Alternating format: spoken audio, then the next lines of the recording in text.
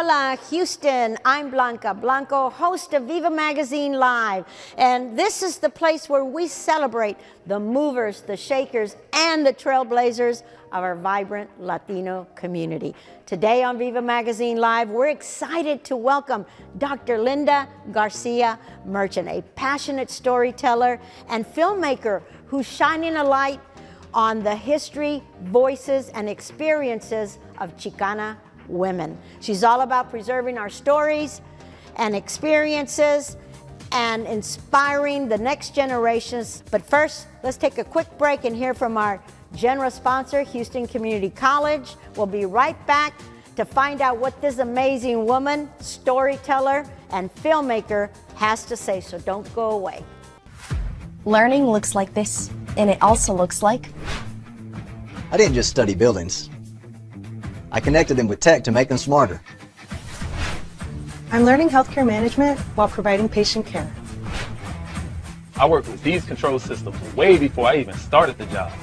And if I can't make it in person, I take my classes online. So, where do you start?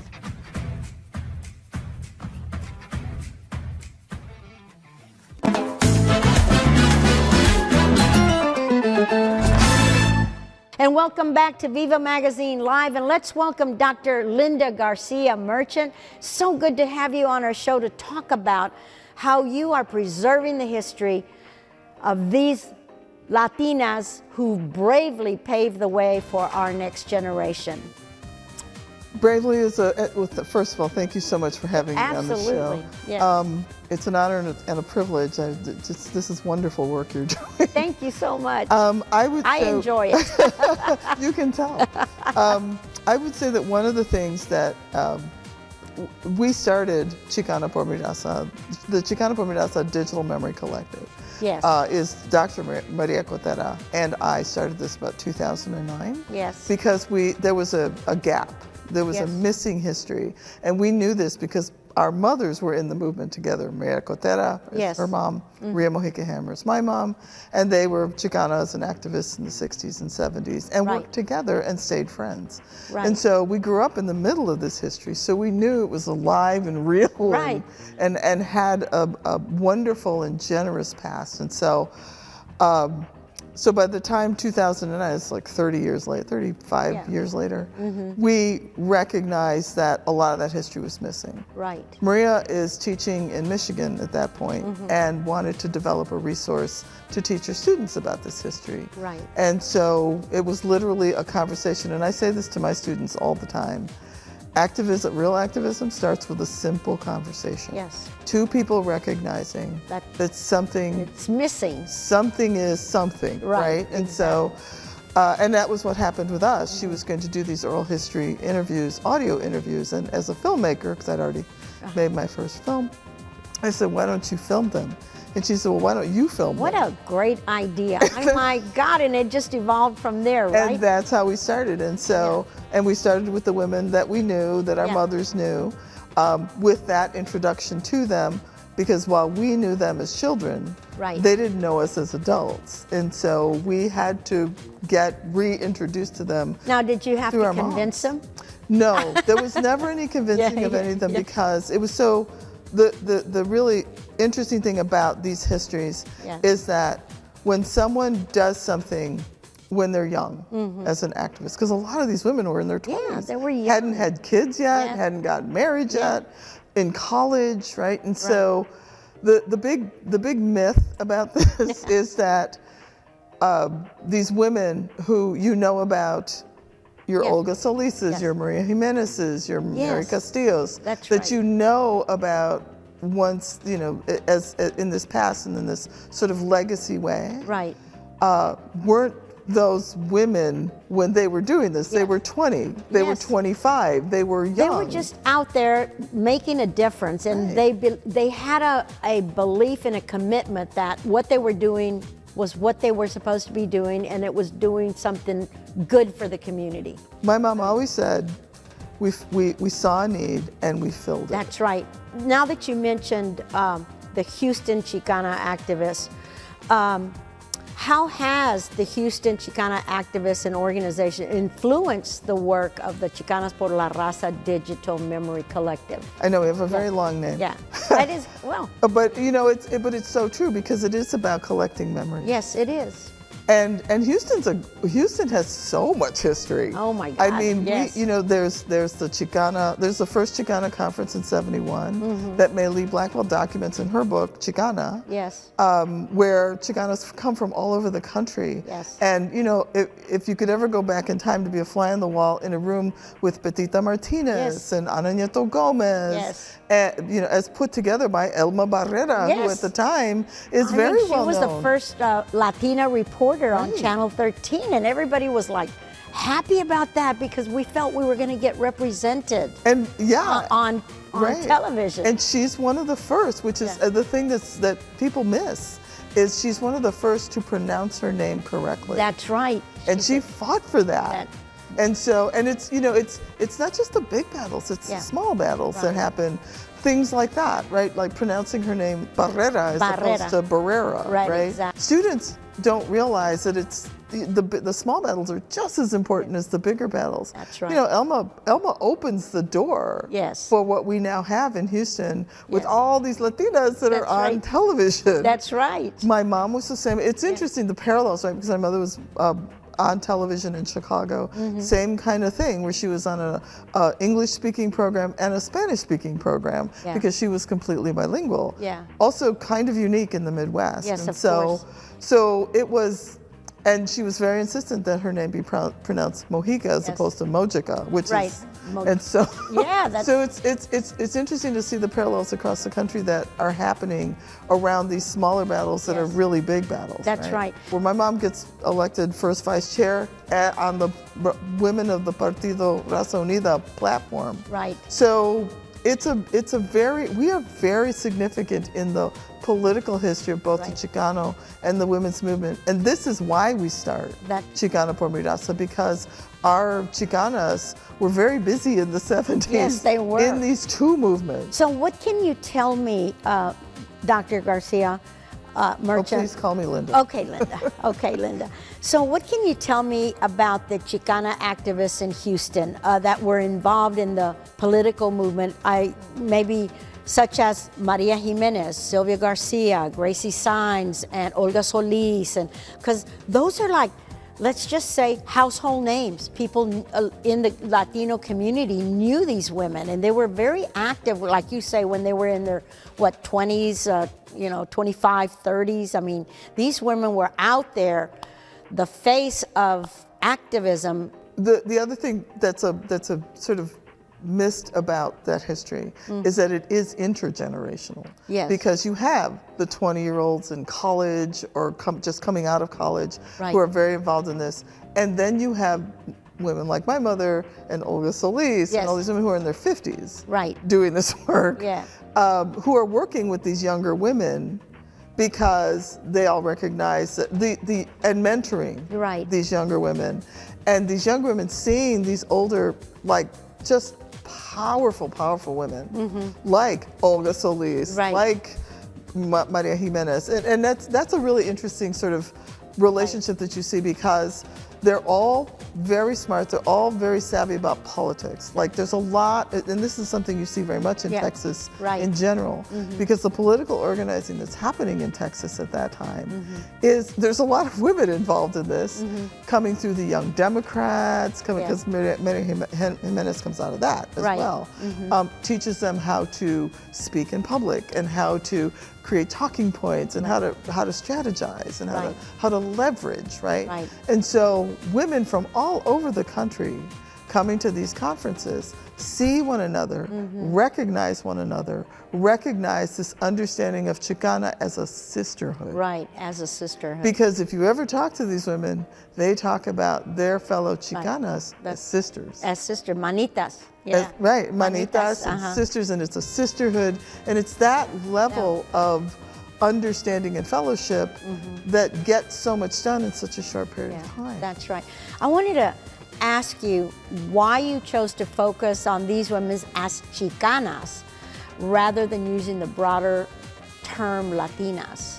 Latina doesn't actually begin to emerge until after the IWI conference in '77. Like, it comes out of that. I'm sorry, what is the The International Women's Year National Women's Conference, yes. also here in Houston. Yes. Very famous because Yes. it's 20,000 women coming together, government sanctioned. The government gives money for this conference to happen in Houston. Women, and there's delegates from 56 states and territories that come together for this moment for 4 days in 1977 in November. The American feminist movement is highlighted. Four former first ladies come to this. Barbara Jordan gives Right. the opening speech, Yeah. which is, it's just memorable because of who Barbara Jordan is. Coretta Scott King is in Yes. attendance. Let's see, who else? The woman Nikki Hightower. Right, No. Jean Stapleton Yes. is there, Gloria Steinem is Right. there, and of course the women, the American feminists from the movement are all there. Yes. Bella Abzug is presiding over this event over 4 days. There were 3 Latina commissioners that were part of that, and that was for me always the starting point for this, because I was actually there too. I was a freshman in college, and my mother was a commissioner, and she said, "You're coming to Houston because I need your help." Yes. So, You were going to be my gopher. Go and here, you're go going to there. be commissioners, Yes, and you're going to, you're gonna and help so us, I right. was taking notes up to the executive committee Yeah, that's from good. the Chicanas, Yeah. because there was this whole issue around the amendments that were Yeah. being established Sure. as a plan of action for women Yes. for the coming for the coming decade, right? And so what comes out of that conference, this is the other thing we tell Yeah. young women all the time, is you have the ability to have financial independence. That's right. Because of the women. amendments that come out of that plan of action. I remember back then that a woman could not get any credit unless she Yeah. had a co-signer. Usually They her changed father that. or her husband, Yes, right? And so many of these Chicanas who identified as Chicanas because it was a political You're right. ideology that was this sort of accumulation. Gloria Anzaldúa talks Yeah. about this. It's this sort of culmination of all of the things that you are, That's right. and all of the personas that you are. Right. You are a wife, you are a mother, you are Latina, you are Mexican American often.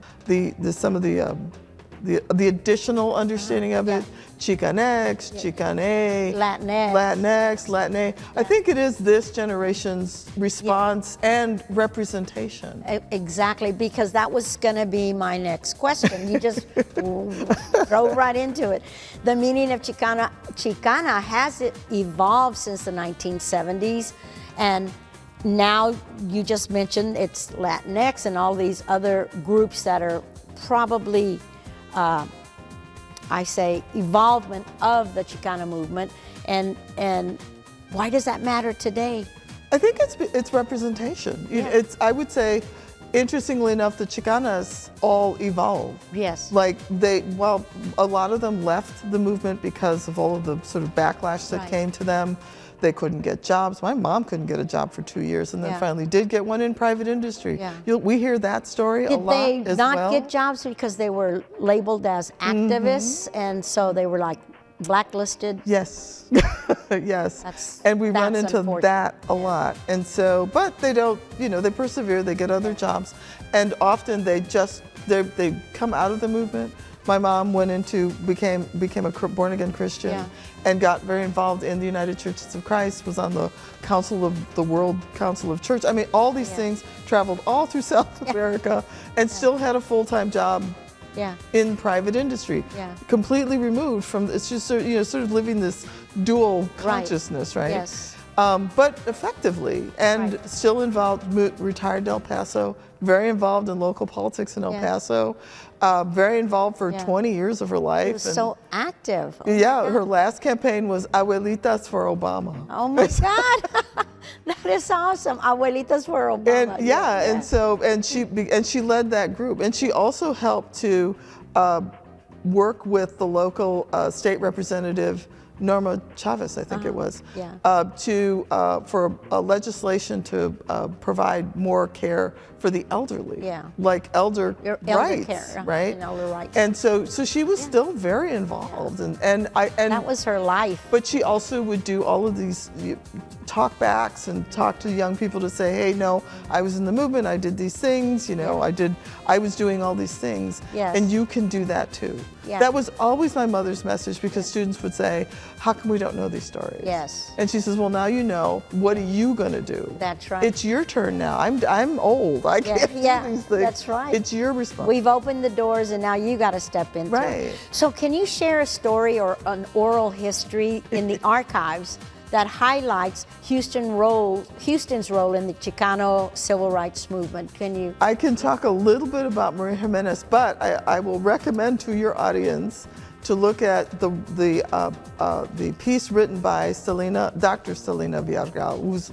Maria's daughter, Yeah. and Dr. Samantha Rodriguez from a book called Chicana Movidas. That was edited by my co-founder, Maria Cotera, Maylee Blackwell, and Diana Espinosa. Right. Great book, because it's got all of these stories from veteranas. Yes. And younger faculty who are looking at these stories. A lot of that material comes out of our repository. Yeah. Our repository has 125 interviews. Wow. And 21,000 documents. Yes. We're the single largest repository Yeah. of Chicana feminist material. That is incredible. And Oh we've my been God. working 16 years with no end in sight, because, Yes. you know. Yeah, of course. Because there's never an end to this. That's- So, I think about Maria Jimenez, and I think about Olga Solis. Yes. Right? And Olga Solis is a story we haven't been able to tell, because, you know, when I got here, there was never the chance to figure out who would actually know Yeah. the story. And now I realize that Gracie Sines does know Yeah, more and her about that. daughter, Right. lives here. Right. Yeah. And so I think we're going to try to figure out how to get that story. Oh, I can certainly get. I Thank can help you. you get in touch with. I can certainly get in touch with the so daughter. Okay, so I would just say- before we go on, Sure. we're going to take a short break to hear a word from our general sponsor, Commissioner Adrian Garcia, and we'll be right back to hear some more interesting insights from Dr. Linda Garcia Merchant. So we'll be right back.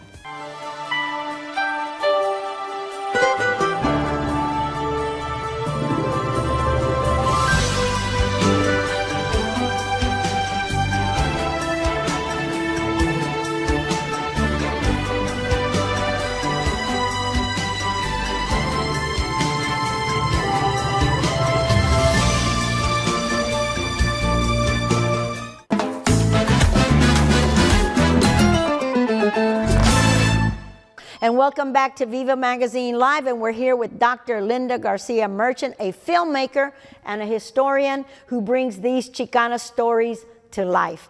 So how did you first decide that film and scholarship were the best ways to capture and preserve the voices? I would say, like I started, it began with a conversation. I was helping my mother put together materials for a speaking tour. Yeah. And I said, and it just haphazard. I said, you know, did you all ever have time to talk about what you were doing? She says, honey, there wasn't any time for that.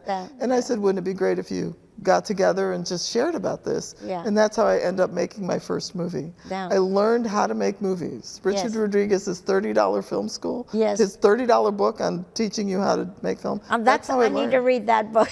That's how I learned how to do it. But I'd majored in photography as an undergraduate, and so I had all of the skills to bring together. I was a marketing, so I knew all the things. Yeah. I just needed to get a lawyer and all that other stuff. And all the legal things. And it was great because my family helped me make the film. We did it in San Francisco. We brought everybody together. Yeah. My mother asked all these women, they came on their own dime because this was all out of pocket, right? Of because course. in the Midwest, nobody knew what a Chicana was. I was like, and everybody was like, oh, that's really nice that you want to do this little film. And They I'm like, no, you don't understand. All of these women are significant nationally, right? And so it was really important for me to make this film. I knew that Maria was looking to do more, and so a couple of years later, that's when we started in 2000. So it was about 3 years between the two things. And I had already made the film, come to Michigan to film it, to screen it. We'd gone through the country. When I was making the film, I wanted to get in touch with Olga. And I was trying to find folks that might know her, but I didn't know anybody here who could get me in touch with her because I really wanted, I didn't know she'd already passed. Yeah. And then I found out that she did. And so the 6 women that are in the film are from the Chicana caucus. Yeah. So Olga Solis was a member of that. Yes. And a very active member. They would, you know, when they would strategize about going to meetings, Olga would call, they would talk to each other at night. I also tell this story because this is before the internet, Yes, right? of course. So they would, my mother would come home from work, take a nap, get up at 9 o'clock at night when the rates were cheaper. Yes. And be on the phone till 2 and 3 in the morning. Yeah, phone trees, right? And so I would answer the phones when these women, so I knew them all on the phone because they'd always, oh, how are you? How's school? This, you know.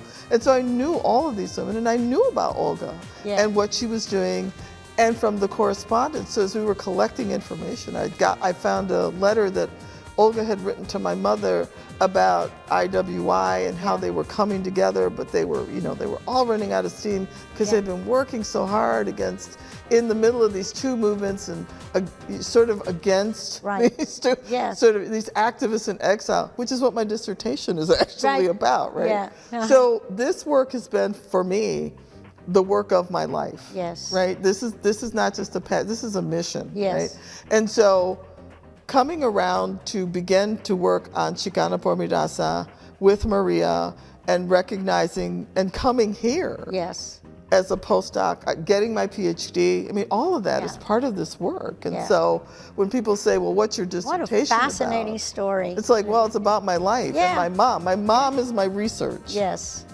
And it's because what she did, what Olga did, what Maria Jimenez did. Maria Jimenez, you know, the Partido had their state convention in Houston in 1974. Yeah.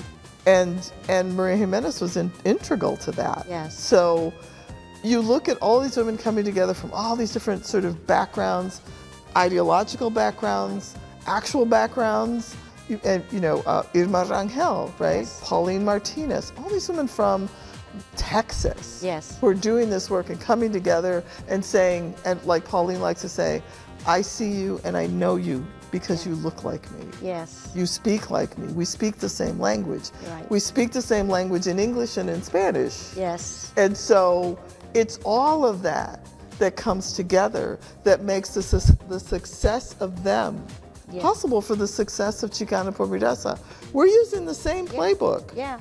Our students began to recognize that, wow, these women were in their 20s doing this. Yes. What am I doing with my life? It's like, well, you know, maybe what you're doing with your life is what you're doing for Chicana por mi raza. That is what's going to be my next question, because I was going to ask you, in what ways can the Chicana por mi raza documentary be used to promote understanding of Hispanic Heritage Month with a deeper significance among younger audiences? I mean, this has got to be it, you know? So often what will happen is our materials, because we have a public site, a public facing site, our materials from the site are used in classrooms, in, for students that are working on papers. We get emails all the time from students that are working on one of the women. We work very much with, at UH, the Recovering the U.S. Hispanic Heritage Program with Dr. Villarreal and Dr. Baez-Ventura and Dr. Gautreaux, with their students who are interested in Chicana. Anytime there's something about Chicana feminism, I will get the call. Yes. Because I'm at UH too. And so, that site keeps on giving because it's a website and there's information available. We realize we get about 2,000 unique visitors each month. Right. New visitors each month. Because it's, you know, we always said we created this for the students in Kenosha, Wisconsin, for the students in Spokane, Washington, for the students in Cleveland, Ohio. Right. Who want to know about this history but don't necessarily have the access to it. Right. Students will look things up online and they find us. This is the marvel of the internet. This is the marvel of the internet. Then we just didn't have that capability. How we got it was through what? These women came to conferences. They met each other, they got to know each other, they identified each other, and then they began to spread that word. There was a network of them all over the country. So we're just replicating that process. It's not, we didn't come up with this.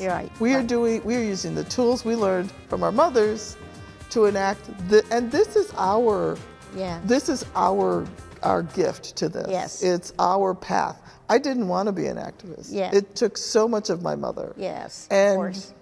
I said, you know, that's not the path for me. So I waited later, much later in life, to take this on. But the path I have now, through Chicana por Mi Raza, through the work that I do now, really is my path and Maria's path and all of the scholars that we work with. I mean, y'all are doing fascinating work. Thank I mean, you. this is history that needs to be told, especially during Hispanic Heritage Month. Yes, yes. I mean, this is something that